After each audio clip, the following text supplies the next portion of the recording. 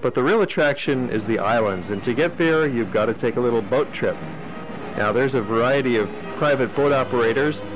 You can buy a ticket for one island or two islands or all three islands if you wish to, and you go out in a little craft like this. It takes just about 10 minutes to ride out there and costs about $30, or a little bit more if you stop at the other two islands. But for today's trip, we're just having a glimpse of it from our boat as we cruise along on the lake, past another tiny little islet to the main island of Isolabella. Here you see the great palace built in the 1600s by the Borromeo family, a very wealthy family from Milan. An aerial view of the island showing you the palace at one end, the gardens at the other, with their 10 terraces stepping down to the formal Italian Baroque gardens of Isolabella. It certainly lives up to its name, which means beautiful island, but originally it was called Isabella, after the wife of Carlo Borromeo, who was part of the noble family that developed the island back in the 1620s.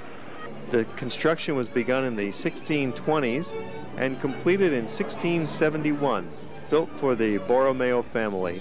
It's built in the typical Italian Baroque style. It looks slightly plain on the outside, but the interior is a grandiose scheme of high ornamentation. This is the Great Hall. It was started back in the 1620s, and it was not completed until 1958.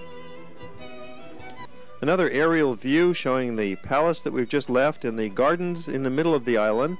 And we'll be walking all around this small island and seeing the terraces and cypress trees and many other kinds of plants scattered throughout the island. We're now going to pay a visit to the beautiful gardens on the Borromenian Islands. These are located just off the lakeshore from the town of Stresa in the Italian lake country in northern Italy. And these gardens are some of the most beautiful Baroque gardens ever created. They're done in the very formal Italian Baroque style with statues and grottos, beautiful trees and flowers. It's a very peaceful and romantic spot to walk around, and there's also an incredible palace that was built by the Borromenian family with a lot of important artworks inside the palace. So let's have a look at this true gem in the Italian Lake District.